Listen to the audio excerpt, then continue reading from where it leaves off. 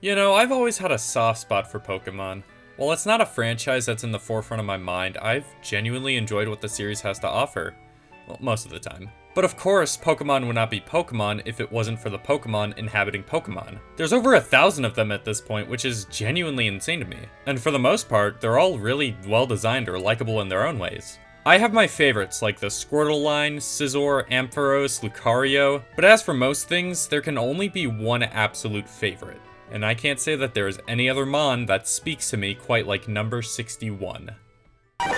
That's right, it's Poliwhirl. He's been my favorite Pokemon for as long as I've been playing the franchise, which would be in 2016. Yeah, so quick side tangent, but I wasn't allowed to play Pokemon for the longest time. My parents heard from fellow Christians that the game was the work of the devil. Pokemon world is a world of the demonic, of the satanic. But when Pokemon GO came out, I really wanted to play it, so it was up to me to compile a large string of evidence to disprove the Pokemon is satanic theory. And hey, it actually worked. Can't say it was all too difficult, but I'm still pretty proud of my 11-year-old self for that one. But as I played the game and became acquainted with the monsters, I found that I had a certain liking for the water types. Probably because blue is my favorite color. One of them was Poliwag, and I really loved this guy when I first saw him. I always thought it was super cool how the swirl on its belly are the actual intestines of a tadpole. He was super adorable, but not necessarily favorite Pokemon material. That's when I looked at his evolution branch, and yep, that one's my favorite. Love at first sight. Poliwhirl has always spoken to me. From his design, to the history, to the moveset, this is one of the quintessential Pokemon in my eyes. Even when the franchise takes a backseat in my head, this guy's always persevering. I'm far from a diehard fan of the franchise, but I am for this Azure Amphibian. But if someone were to ask me why I love this goofy little guy so much, here's what I'd tell him. First off, his design is peak. He's a grown-up version of the tadpole, but hasn't quite reached frog status yet. So now he's got arms, loses the tail, and the lips too. But immediately, there's something just so alluring about his design. Maybe I was hypnotized into thinking it from the swirl on his belly. Again, those are his intestines. The spiral. And it stands for what? Male fertility. I just love his rounded design. It makes him look so friendly and huggable, but also allows some leeway to look cool when the battle's getting tough. And his eyes also just give him such a dopey looking quality that I just find super endearing. You have two evolutionary options with Poliwhirl. A Water Stone will give you a Poliwrath, while a King's Rock will give you a Politoad. Now, Poliwrath is pretty cool, but he just doesn't really speak to me. Ironically, I think he's a little bit too similar to Poliwhirl. He's just a bulkified version of the previous, which I find to be slightly underwhelming. But I'm not gonna act like he doesn't kick ass, because he absolutely does. It's not every day you get to see a fighting water type, so I'm glad that he fills that niche. But to be honest, I've always been more of a Politoad guy. Introduced in Generation 2, he was one of the many Pokemon to be an addition to a pre-existing line. He still has the derpy look of Poliwhirl, and is an actual frog this time around instead of being a tadpole on steroids. This guy is cute and funny, and I also love him. However, I still prefer the middle evolution. In case you couldn't already tell. Also, shout out to Poliwrath's beta design. Just had to quick mention him. But as it turns out, I'm not the only massive Poliwhirl enjoyer. Not by a long shot. You know who else's favorite Pokemon is Poliwhirl? Satoshi Tajiri, aka literally the creator of Pokemon. Alright, well, most people say it's Poliwag, or Poliwhirl, or both, but probably Poliwag. But you get it, Tajiri really likes the guy. This was nowhere more evident than the incredibly prominent role he played in early promotional media. Pokemon cereal? There he is next to Pikachu. Burger King plushies? Hey, look at that. Mac and cheese? There he is again. Manga? One of Red's main Pokemon. Anime? One of Misty's main Pokemon. The literal center of Time magazine, overshadowing Mewtwo, Blastoise, Charizard, and motherfucking Pikachu. That's my goat.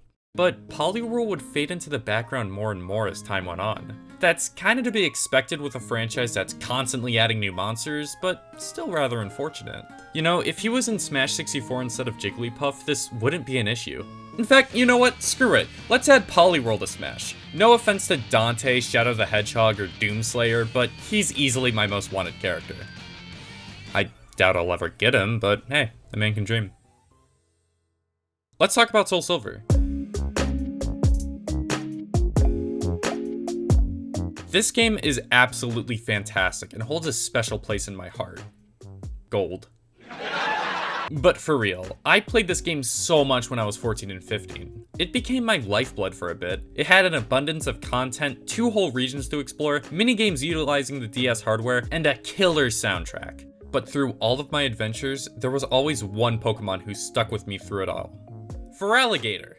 And Poliwhirl. And, well, also Ampharos. But look, this is the Poliwhirl video. I caught this guy at the Ilex Forest as a Poliwag, and he immediately became a no-brainer of a staple. I named him Neptune because, well, I mean, look at him, and he's kind of like the planet. Heard it's really windy there too, so it just made sense. Inevitably, Neptune evolved into Poliwhirl, and that's where I kept him at. I remember one of my friends, who I know is watching this right now, hi Luke, thought I was crazy for not evolving him. And while maybe he was right that a Poliwrath would have had better stats, I didn't care. I just wanted my silly little squimbly, bimbly, timbly, fimbly, bim. Easily my favorite moment in any Pokemon battle that is just etched in my brain forever was fighting Lance. It was 12 AM, probably on a school night nonetheless, but here I was laying in my bed playing Pokemon. I took down the 3 Dragonites, Aerodactyl, and Gyarados without a sweat, but he had one more trick up his sleeve: Charizard. It all came down to this. I chose Neptune for the type advantage and chose the move Surf. Charizard attacks first, which drains Neptune of all of his health, except for 8 measly points. Neptune then uses his Surf move, and just like that, it one-hits Charizard, making me the new champion of the Johto region. Of all of the memories I have of my gaming experiences, this ranks as one of the most legendary without a doubt. It hits all the harder knowing what Karen said before the battle. I especially love how HeartGold SoulSilver had your Pokemon follow you. That tiny little detail just really made the adventure feel all the more personal. It felt like it was just me and Neptune taking on the world. Also, did you know Poliwhirl was the channel mascot for a bit? Yeah, he was my profile picture for quite a while before it got taken over by Animal Crossing stuff. And even in my first video that's still public, you can see him at the end screen. But like I said in my last video, I love blowing cash on any and all merchandise I can find in my favorite games or game characters. And with a franchise that has consumerism etched into its very DNA, of course Poliwhirl would get a shelf of his own in my room. There's a bunch of wacky little plushies of this guy. And not to mention some really cool figures too. Look at this bootleg one. He's so cool. I remember walking out of a GameStop empty-handed until the Jazzwares figure caught the very corner of my eye. And here's a 3D printed Poliwhirl that my aunt made, who I'm pretty sure still thinks Pokemon is satanic, so out of pure spite I requested this one. And as you read in the Pokemon, in order for Pokemon to advance in power, Minecraft. I also have this Poké-ROM in mint condition. They made quite a few of these based on different Pokemon, and they were pretty much just edutainment type games. To be honest, I'm probably not smart enough to play it. Also, while I'm not big into the cards, I do have to quickly mention this Scarlet and Violet 151 card. It's so beautiful and serene and contemplative. Especially considering it's for the scrimbly-ass tadpole. Well, I'm just glad I have all this Poliwhirl stuff. I love this guy, and I'm glad I can find him in all of the games, given he is a Gen 1. His status as an icon might have faded, but his place in our hearts will never. Nothing can stop number 61. Oh.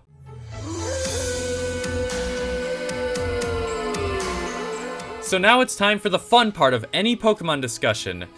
Sword and Shield. By no means is this a hot take, but I just did not care for these games. It felt so derivative, looked ugly graphically, had annoying characters, except for you, Sonia, and it was just really underwhelming. But the biggest controversy this game underwent was the National Dex cut. Every game up until this point included every single Pokemon from the last, but inevitably that tradition was going to be broken. This made for one of the most exhausting and mind-numbingly terrible discourse for any pre-release game I have ever seen.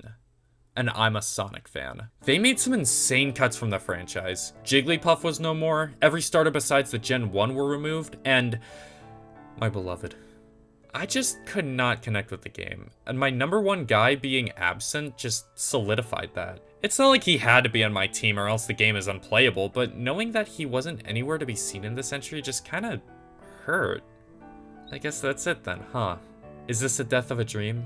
Is this where Poliwhirl and I go our separate paths? Is this the end of Poliwhirl? Wait, no, never mind. They added him back in the Isle of Armor DLC. See, I knew he wasn't going to be absent for too long. Now, did I play Isle of Armor? No, but knowing that Poliwhirl was back and better than ever at least helped me sleep at night. He also reappeared in Scarlet and Violet, games I have never played, but I do know there's this one scene in the DLC where a new character, Perrin, is doing a photo shoot of Poliwhirl. That girl's got good taste. And hey, he had a few more prominent scenes in the anime, and some merch dedicated to him, including a desk fan. You have no idea how badly I want this. But it seems like Poliwhirl got the good ending after all, which is just wonderful news.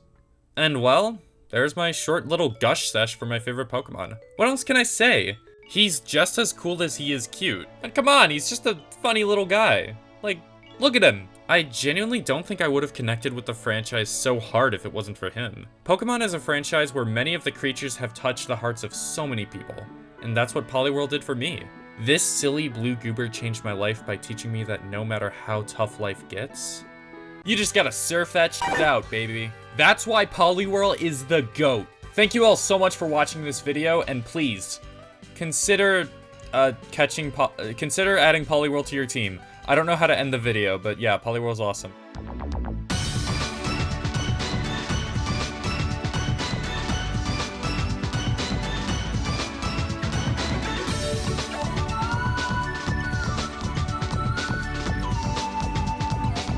Your children need to know there's a devil, and he hates them, and he wants to ruin their life.